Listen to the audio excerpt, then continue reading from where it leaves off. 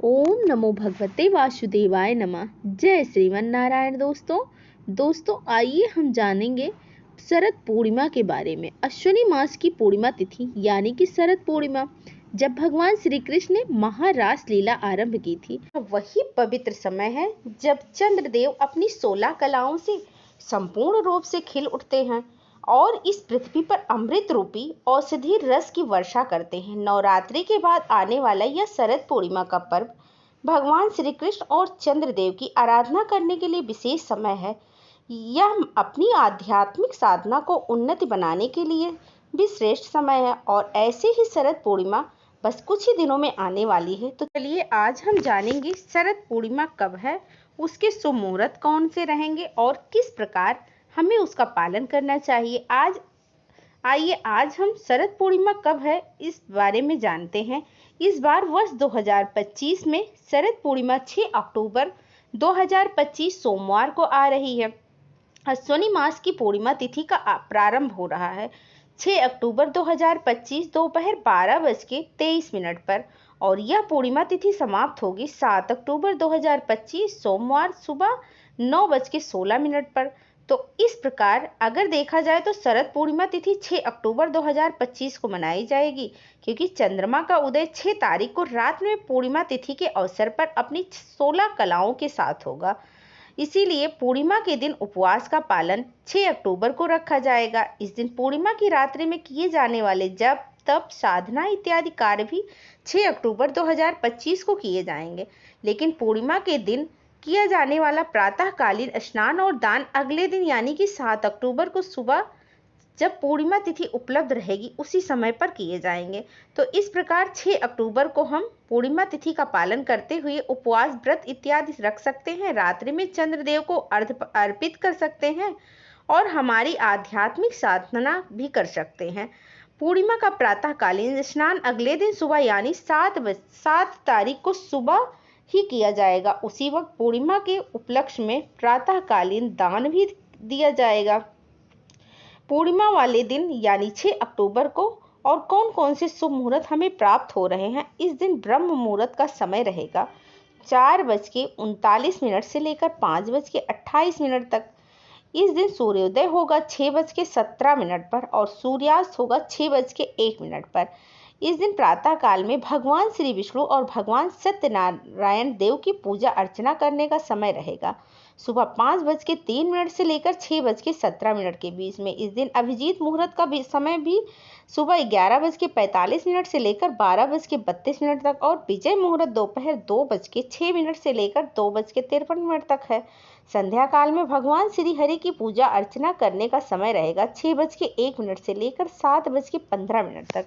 इस दिन राहु काल का समय सुबह आरंभ हो रहा है यानी सुबह 7:45 से लेकर 9:13 के बीच में। इस समय में किसी भी शुभ कार्य का आरंभ या अनुष्ठान करने से बचना चाहिए।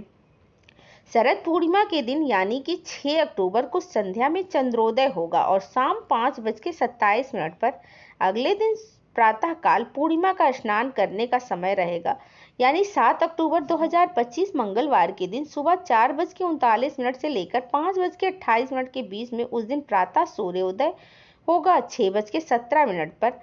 इस दिन प्रातः में 6:14 पर चंद्रदेव अस्त हो जाएंगे, इसीलिए अपना प्रातःकालीन स्नान विशेषकर पूर्णिमा तिथि को जो समर्पित है वह प्रातःकालीन स्नान और दान सुबह 6:14 पहले ही कर लिया जाएगा। इसी समय के दौरान आप अर्घ्य अर्पित कर सकते हैं, पितरों के लिए तर्पण कर सकते हैं और दान दे सकते हैं।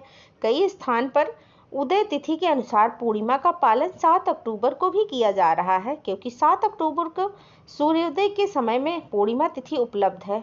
तो ऐसे में 6 अक्टूबर को शरद पूर्णिमा का उपवास ध्यान साधना जप तप इत्यादि किया जाएगा।